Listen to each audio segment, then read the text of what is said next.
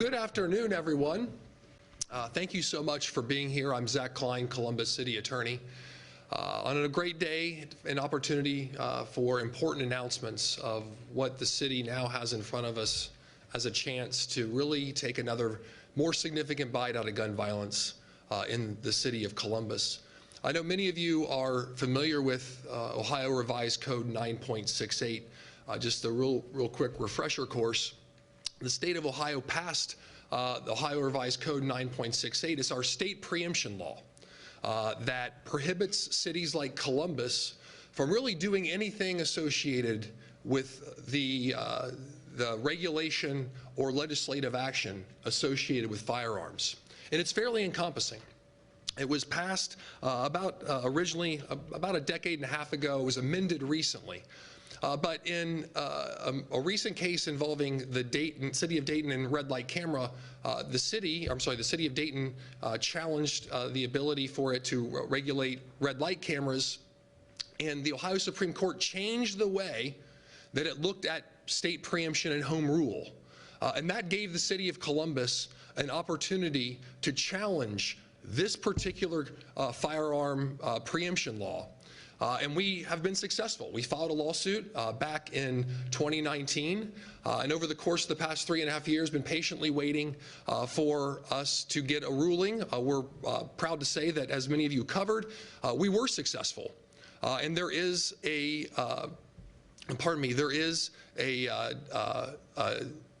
preliminary injunction in place that allows and gives the city this important window of opportunity. An important window of opportunity to think about a legislative strategy associated with gun violence, associated with gun safety measures, to tackle violent crime in our community. This was not possible until a few weeks ago, or until last week.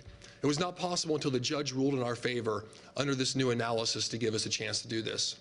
And I'm sure, as you'll hear from our speakers here today, the mayor and council president, members of council, and doctors who work in this space all the time, the reality is the city of Columbus has done a tremendous amount to deal with gun violence in our community, investing in law enforcement officers, investing in violence interrupters, investing in people, investing in our police department. Those are all really important things, and we've seen the results of a dramatic decrease in homicides. We've seen a dramatic increase in violent crime in our community.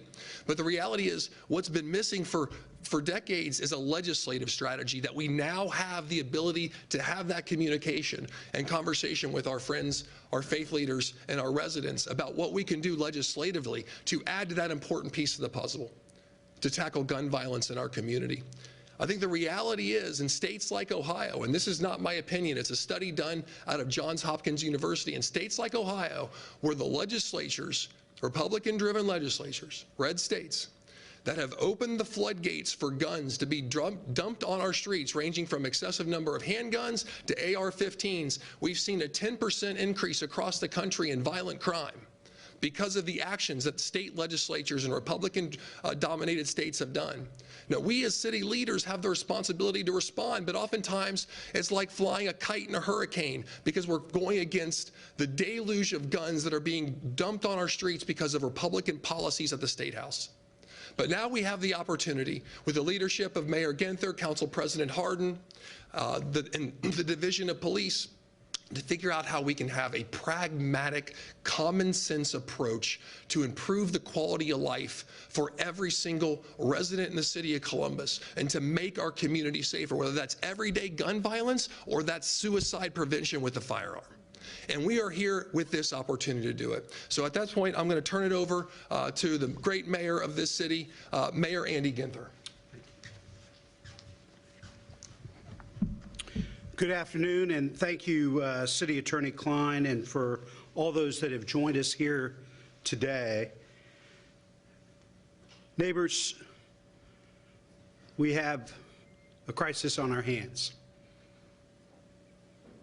And it is time for us to act. There's been plenty of talk. There's been plenty of study. There's been plenty of debate. Gun violence is robbing our city of our most vital asset, our people. It's not a political statement.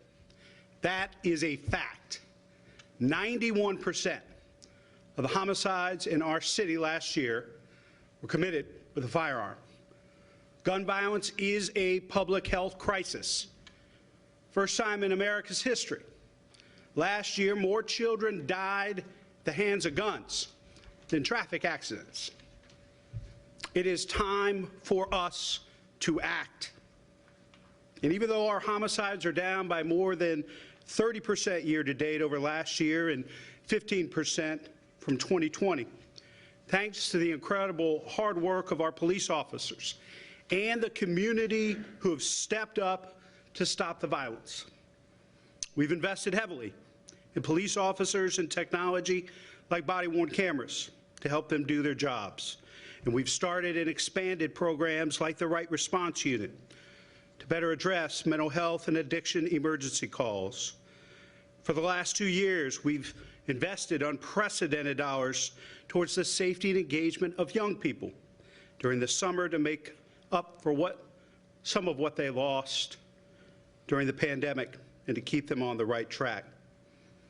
But much of what we have done to implement common sense gun legislation has been thwarted by gun manufacturers flanked by an arm of lobbyists who have convinced the courts that the framers of the Constitution intended mass murder and senseless daily taking of life to be protected speech. Today, we're fighting back. The time for talk is over. The time for study is over. It is time to act. Not to strip people of their guns, but to put reasonable limits on the type of gun you may own, how you can purchase that weapon, how much ammunition you can use, and how to keep others safe from guns in storage. In a few minutes, City Council will detail new legislation they are presenting to limit magazine size, restrict unauthorized people from selling guns, and promote safe storage of all guns. But we're also exploring ways to go even further and impose every possible restriction on assault-style weapons in our community. Consider this. Assault-style weapons can fire more bullets far faster than manual action rifles. In the Dayton mass shooting in 2019, the suspect fired more than 100 rounds, killing 9 people in just 32 seconds. The people of Dayton called for action as they mourned and buried the dead. Do something. And here we are. It's time to lead and to act. When an assault weapon and/or high-capacity magazine is used in a public mass shooting, nearly 14 times as many people are injured and twice as many people are killed. Not only are there more injuries when assault weapons are used, but the types of injuries are far worse. In a few minutes, Dr. Deshpande from Grant Hospital will tell you what happens when a human body is hit with an assault weapon. But suffice to say, the incredible trauma makes survival difficult. Make no mistake, assault-style weapons are weapons of war. They are not for personal safety or sport. You don't need an AR-15 to protect yourself, your home, and your family. Their only purpose is to maximum injury and death as quickly as possible. So far, just this year, the Division of Police has confiscated almost 3,000 guns. Of them, nearly 200 were assault-style weapons. We've seen what assault-style weapons can do right here in our community. 21-year-old Kevin Sabansky, an honor student from Mahoning Valley, student, Youngstown State University, was killed in the crossfire of a shooting in which he wasn't even involved, just stopping to get gas. This is what AR-15s are doing in our community. Almost a year ago, Charles Wade and Demetrius and London Walneal, 9 and 6 years old, were gunned down by assault weapon fire. As we explore our options on restricting assault weapons, we will also continue to push for additional common sense gun legislation, including universal background checks and red flag laws. These are not partisan issues. 80% of voters, Democrats, Republicans, Independents, liberal, conservative, all agree these common sense gun safety laws can help protect children and families. The safety of our community is on the line, and we will do everything in our power to keep our neighborhoods safe from the dangers of high-capacity firearms and shady firearms sellers.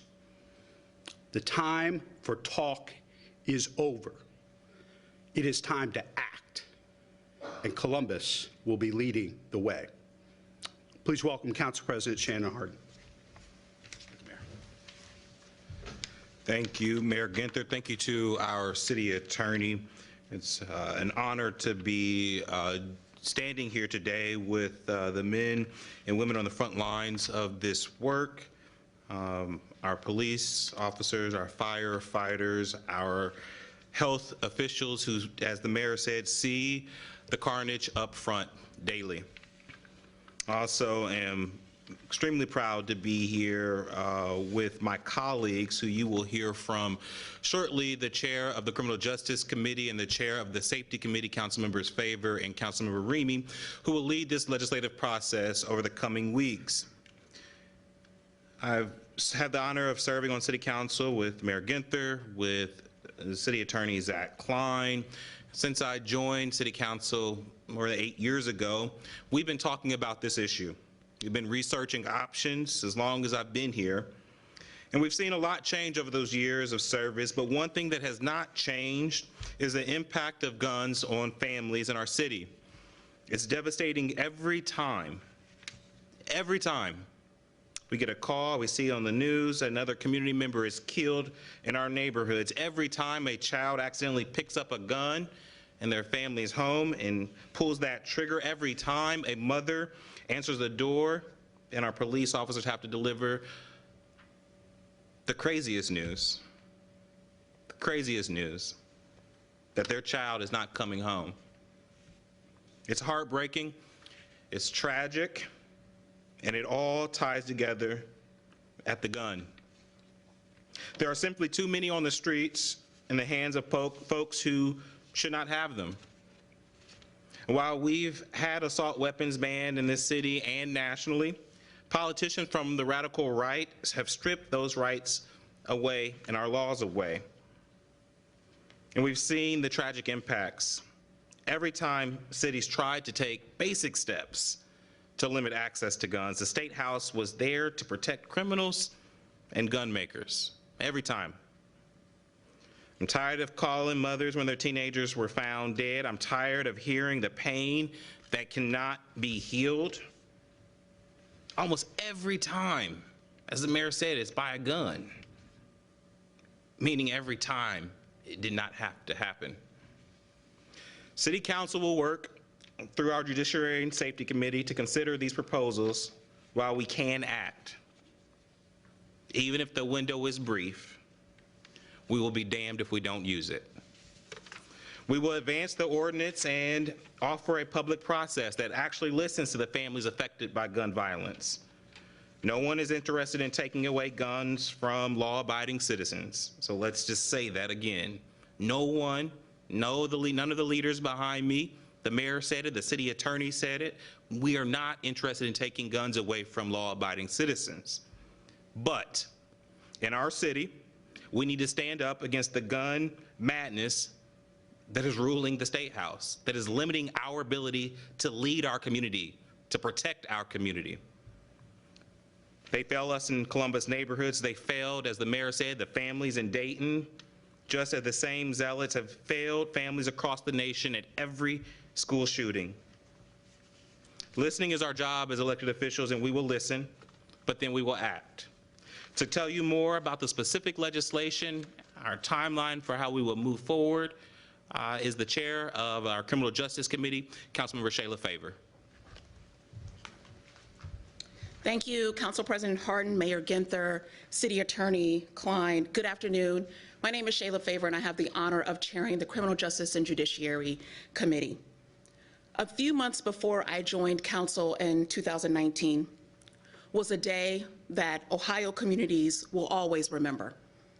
Just miles outside of this community in Dayton, Ohio, my hometown, an armed gunman headed to the Oregon Entertainment District and proceeded to carry out a mass shooting in which 9 people were killed and 27 people were injured in just 30 seconds.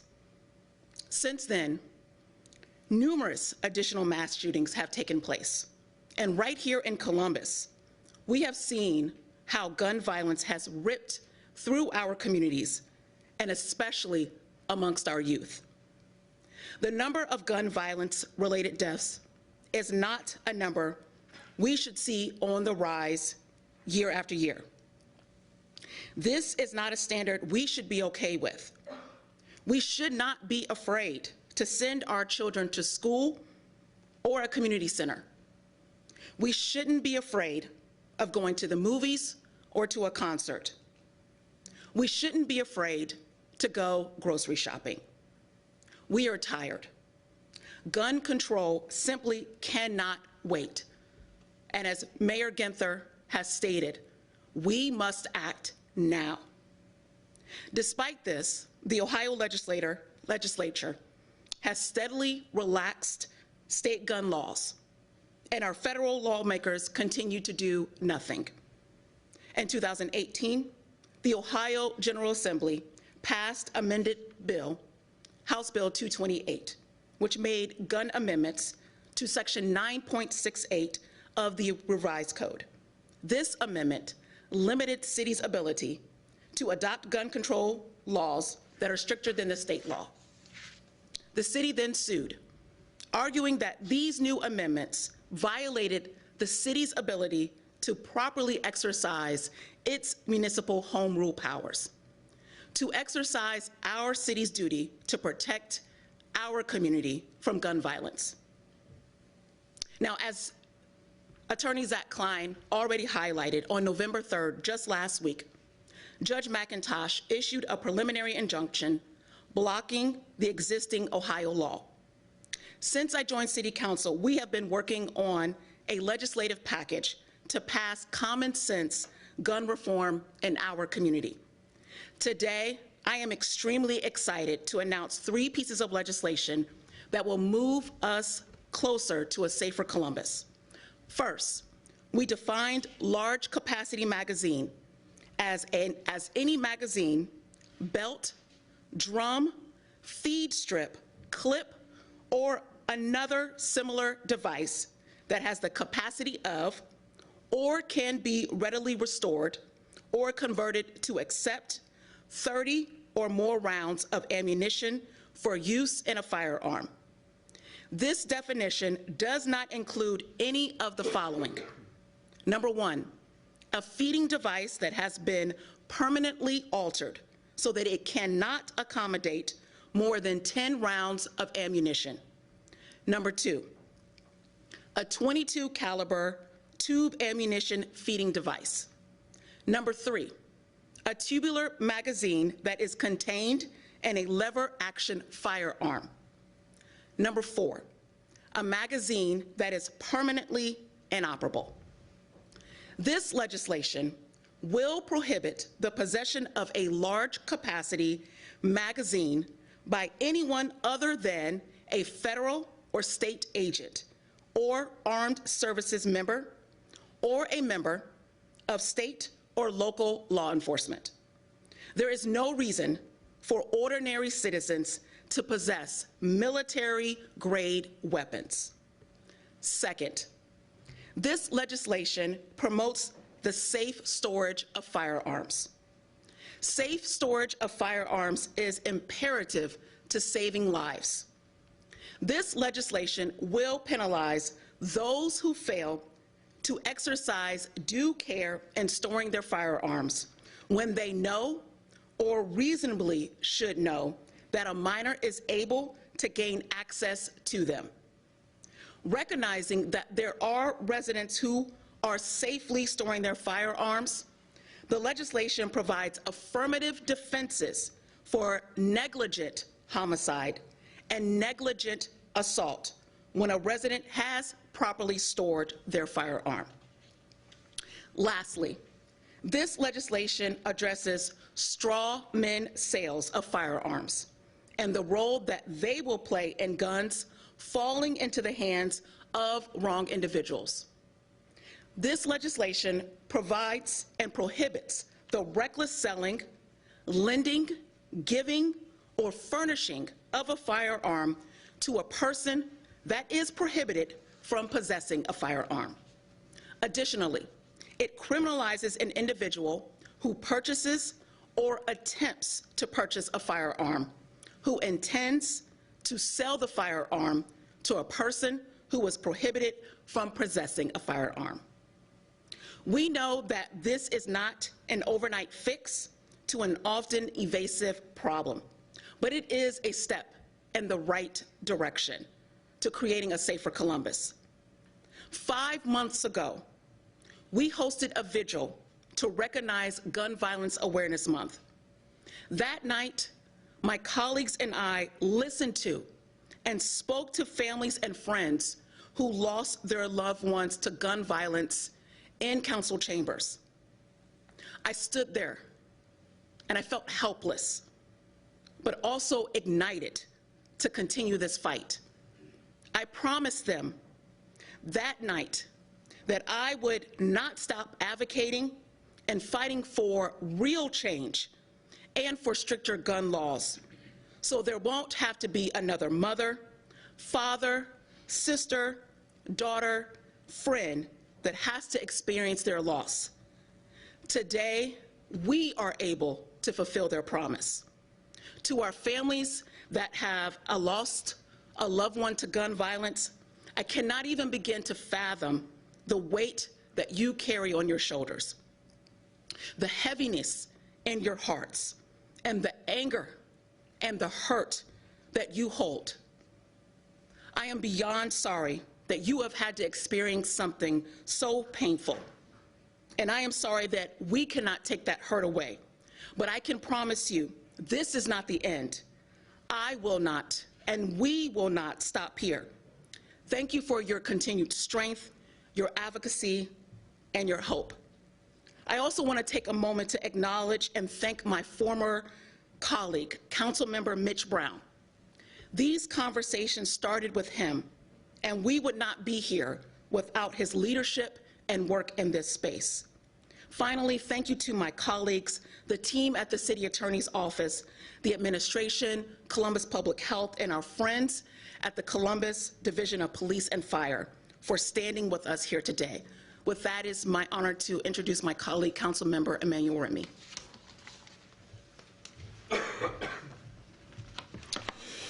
Thank you, Councilmember Favor. Good afternoon. The top concern of residents in Columbus share with the Columbus City Council its public safety. In fact, we know this is one of the top issues across the country, this state, and certainly right here in the city. The residents of Columbus, all of us, have the right to feel safe in our community. Our police officers, our firefighters, and first responders have the right to feel safe when they respond to a call. And assault weapons in our community threaten our safety, our community safety, and the safety of our first responders. To make our community safer, we need to tackle crime and calls for service from every direction.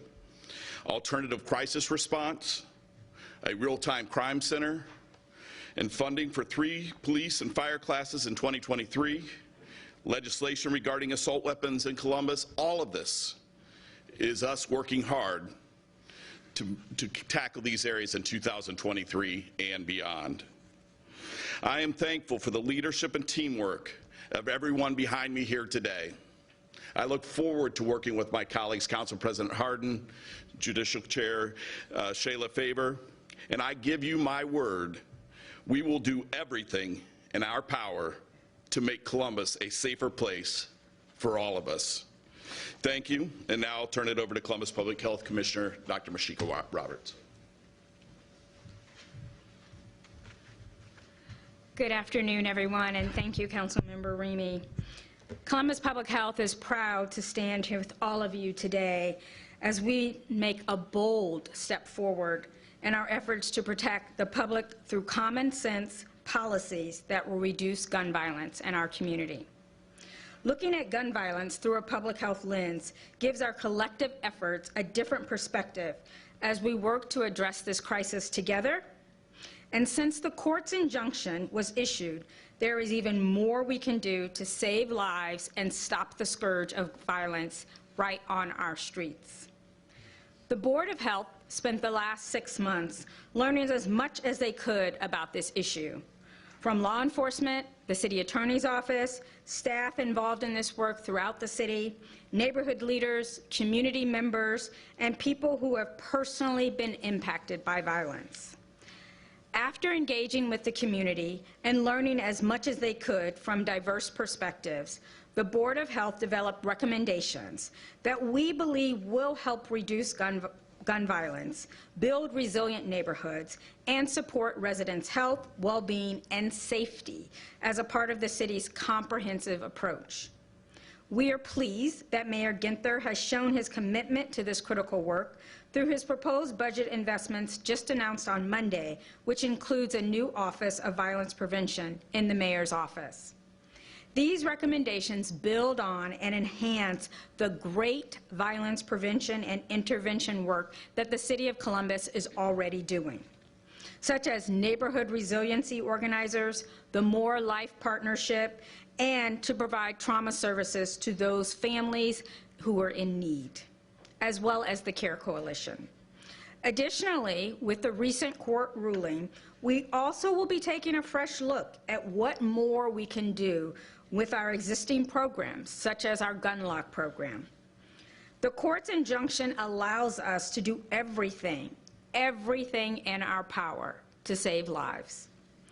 We know that there is no quick and easy fix to gun violence, but we are committed to working with all of our city partners to find long-term solutions that will make our community safer and healthier.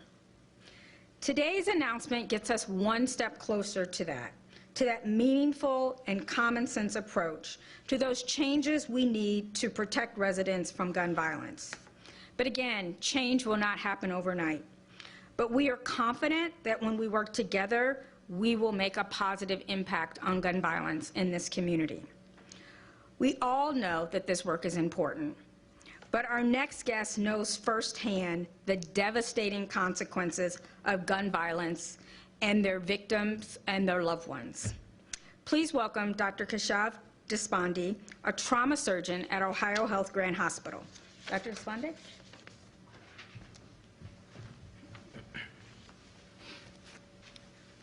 Thank you, Dr. Roberts and Mayor Ginther and everyone else here for giving me the opportunity to share some of my thoughts and experiences about patients who have been injured by firearms. I'm a trauma surgeon at a Level 1 trauma center here in Central Ohio, and I have the privilege to treat those who are experiencing the highest acuity injuries. And I'm always humbled by the tenacity, yet the fragility of the human body. While there are so many differing opinions on firearms themselves, I imagine most would at least agree that no one should die by gun violence. Trauma centers are seeing more patients with gunshot wounds in the last few years than ever in the recent history. I'd like to take a minute just to share a story of one young man that was treated by our trauma team. This patient was brought to Grant Medical Center by medics who responded to our city's ShotSpotter technology almost immediately. When the hospital was notified, we had roughly 4 minutes to prepare the hospital's most crucial resources and be ready to receive the patient. When the medics arrived, they relayed that the patient had a gunshot wound to the left side of his chest. He was sweating profusely. He was going in and out of consciousness. Just before we performed an emergency procedure to evacuate the blood that was in his chest, he turned around and he looked right at me, clear-minded, just as any of us here in this room, and he said, "Please, don't let me die. I have to get home to my son." And just like that, he went unconscious and he lost his pulses. As I was making my incision to open up his chest, I kept thinking, I really hope this son knows how much his dad loves him. When we exposed his lungs and his heart, almost instantly, 3 to 4 liters of blood just came pouring out, all over the bed, all over the floor.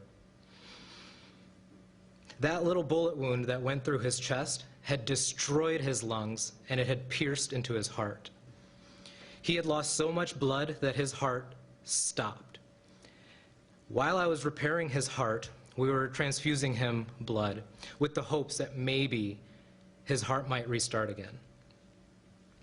After a few units of blood and still no heartbeat, I had to make that decision to call it and pronounce the patient dead.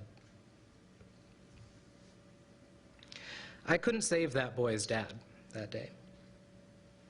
Walking from the trauma bay to the private room where our chaplains gather the family is sometimes one of the hardest parts of my job, because I know behind those doors, I have to tell someone that their loved one has died.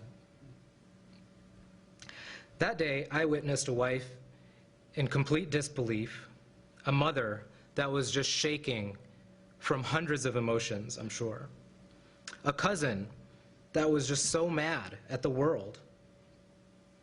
And off to the side, there was a little boy. Couldn't have been more than 2 years old, sitting on his grandma's lap, completely clueless that Daddy wasn't going to be there tonight at bedtime. His wife was completely grief-stricken, and she looked at me as she asked her next question, as if I was going to be able to give her a good answer. She asked, "What am I going to do now?" Sadly, this story is not a unique one. Trauma centers and trauma teams see this same story way too frequently. What am I going to do now that my best friend is gone, that the father of my child is gone, that my son is gone, the person I get to share my day with is gone? I get that question all the time, and I still don't have a good answer. I can say, though, for our community, it doesn't have to be this way. Thank you for your time, and I will turn the podium over to Assistant Chief Greg Bodker.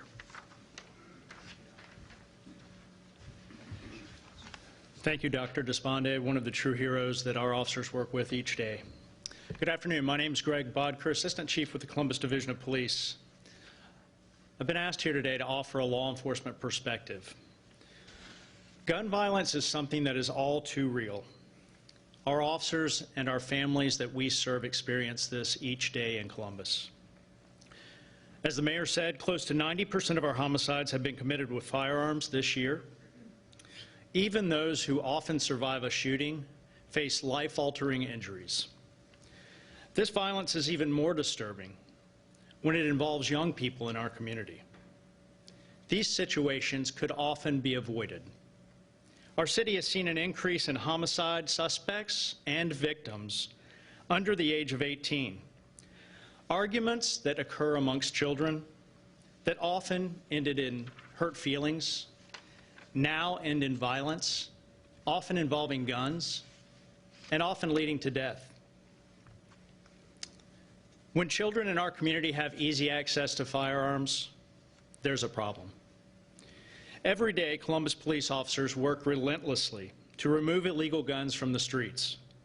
So far this year, officers have removed nearly 3,000 guns. That number puts us on track to beat last year's record high numbers of guns that were recovered, which was just over 3,000. The availability of illegal guns endangers not only Columbus residents, but also Columbus police officers. In 2021, From January 1st until November 9th, ShotSpotter technology identified 16 incidents of automatic gunfire in our monitored areas. Those 16 incidents had 137 rounds fired. During that same time period this year, there were 93 incidents of automatic gunfire, resulting in 933 rounds fired. Thanks to the dedication of our Columbus police officers and strong partnerships with the community, violent crime is down this year. And regular cooperation and tips from family members, witnesses, and community members and groups have led to increased solve rates. But our work is far from over. We won't be satisfied until everyone can walk through their neighborhood, play in their park without a fear of gunfire. We're not there yet, and we can't get there alone. I firmly believe that with the support of our community, the leaders behind me, and the hard work of Columbus police officers, we can make a meaningful difference in the safety of Columbus. Now I'd like to introduce Columbus Fire Chief Jeff Happ.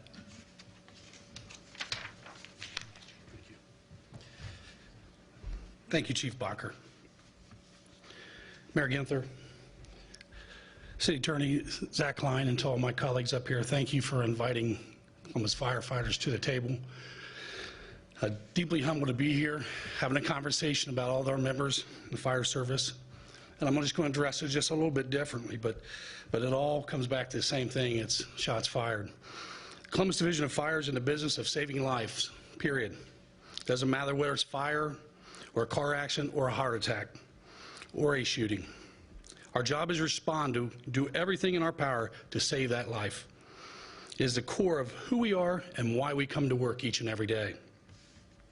The only thing better than saving a life is preventing a life.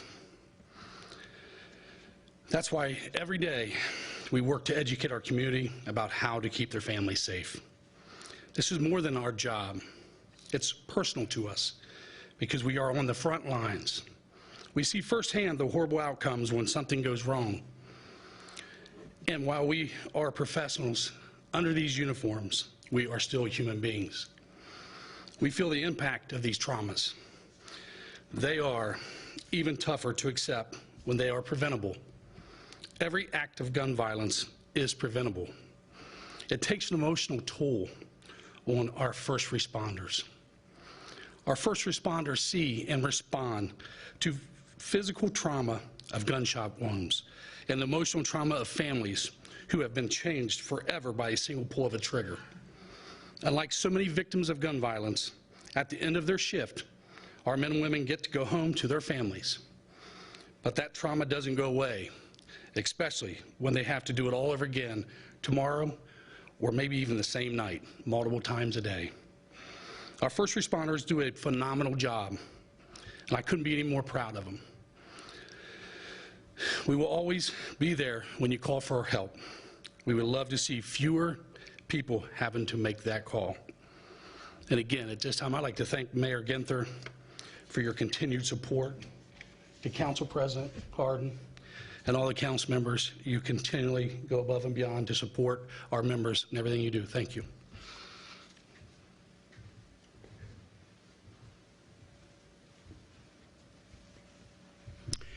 Thank you all for joining us today and hearing all your different perspectives on how gun violence is one of the biggest challenges facing this city, communities around the country. But we have the power to do something about it. And so I'll close with the challenge to the people of Columbus.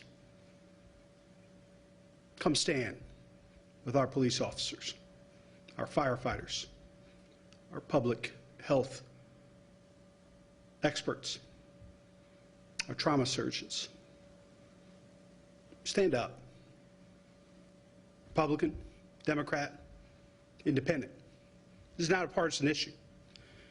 This is a community issue, and we will solve it as a community. But we need you to get involved, to raise your voice, and to take action, and to fight for your community, your neighborhood, and your family. The time for talk is over. It's time to act. And Columbus is going to lead the way. Happy to answer any questions. Kevin? Do you believe that this preliminary injunction would shield the city from lawsuits from those who are Second Amendment supporters? And do you plan on reaching out to firearms dealers in Columbus to see if they are willing to join you in this fight to limit magazines and so on? Well, we're looking for partners wherever we can find them. With respect to legal interpretations, my wife, who actually is a lawyer, says I practice law without a license every day. So I will yield to the city's lawyer to answer that legal question. But there are so many folks, huge Second Amendment supporters, gun owners, who are committed to common sense gun safety legislation. This far and ideological shift is very, very frustrating. I mean, there are huge bipartisan organizations, the Ohio Mayor's Alliance, U.S. Conference of Mayors, gun safety groups, the FOP, FIRE, that have all come out against some of these measures that have taken place and support common sense gun safety legislation. And so we welcome gun owners that want common sense gun safety provisions in place to be part of this conversation. But, Counselor? Yeah, sure. Kevin, I mean, the answer is because of the preliminary injunction, the only thing limiting the city from acting at this point is the Ohio Constitution, the United States Constitution, and then any other provision of the Ohio Revised Code that may be relevant. The reality is we have a green light, so as long as it doesn't infringe upon another part of either Ohio Revised Code, the Ohio Constitution, or the U.S. Constitution.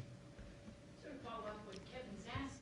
You have the green light now, but how long is it going to stay green? Well, you know, we can't predict what courts are going to do ultimately, and that's the reality. And just looking, you know, talking very bluntly with everyone in this room, this is the first step in a long legal journey.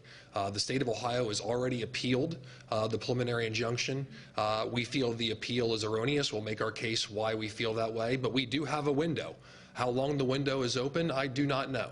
But I encourage, as an elected official, as the city attorney in the city of Columbus, with the mayor, the council president, members of council, that we're going to act and do everything we can. Why we have the opportunity, because what is before us, gun violence in the United States is completely preventable. It's completely preventable. We are the only country in the Western civilized world that has the significant amount of gun-related suicides, of gun-related homicides. It's not a Canadian problem, a European problem, a South American problem, an Australian problem, or even an Asian problem. It's a United States problem. And we have within our control to make a difference if we take a step back and figure out how we can find commonality while protecting the Second Amendment, a bedrock of our Constitution, but also finding the commonality of how we can have common sense gun safety measures. Something as sensible, Councilmember Favor, as safe storage of a gun at your home so your kids don't grab it and accidentally shoot someone. Is that a fringe idea? I don't think so. But folks are trying to stop us from doing that.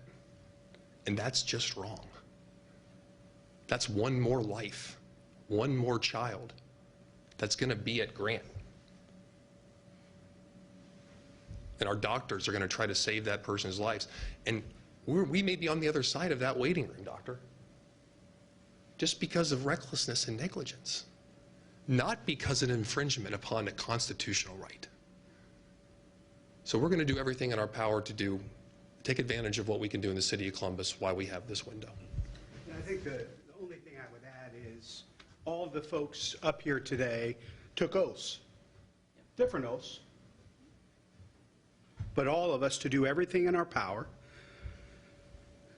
to protect, provide for health, safety, well-being. Different oaths, but all the same spirit. So we must act. This is not a matter of how long do we have. This is our moment. And the time for studies and discussion, and we've been waiting. The people of Columbus have been waiting, and we're done waiting. Mayor, we talked to a mother who lost her child today, who said, great, the guns off the streets, that's a good step, but why doesn't the city do a better job of enforcing curfews? What's your answer? Well, you know, we have been very, very focused on violent crime. And the way that we have gone about reducing violent crime, as Chief Bodker talked about, is by having a focus on prevention, intervention, and enforcement. And so having our police officers really focus on enforcement. It's how we were able to take nearly 3,000 guns off the street this year, and why we've seen a 28% reduction in homicides and a reduction in violence overall as a city. We will continue to invest in intervention and prevention, and certainly open to ideas around curfew. I think all of us would agree that the best use of our uniform officers is on fighting violent crime in our neighborhoods and not rounding up teenagers. This is probably a question for the city council. Could you walk us through the nuts and bolts of how this will go through city council? President Hardin, you want to? Certainly. Like we said, we will listen, but we will also act. In terms of timeline, council will provide more information about how folks can be engaged, but we understand that time is of the essence. And so, luckily, like we said, with Councilmember Favor's leadership, with Councilmember Ramey's leadership, with the city attorney, and I'm glad Councilmember Favor recognized former Councilmember Mitch Brown, we've been working on this legislation for a while. So we'll be ready to engage, roll out that proposal, and have the hearings and then vote in the very near future. Council will provide more information on the timeline. I do want to add one more thing I just thought of. I put my dad hat back on. I do need curfew enforced. I need the moms and dads and aunties and uncles and grandparents of this community to step up, put a curfew in place, and enforce that curfew at your home. The city is doing everything we can to protect children, families, and make our neighborhoods safer. So I ask our parents, faith leaders, and others in the community to help step up and do their part as well. Also, just to be clear, so if we get this passed fast, say, whatever the timeline is, and then that appeal does go through and back to where we were before, that law or legislation will still stand here in Columbus if that, this case is appealed again? So as long as the injunction's in place, it's currently a preliminary injunction, we have the opportunity to act. We will present a case eventually to make it a more permanent injunction while the case is pending, probably all the way up to the Ohio Supreme Court. So while we have that opportunity with the injunction in place, this is all open discussion and opportunity for the city so long as it doesn't violate other provisions of either a constitution or the Ohio Revised Code.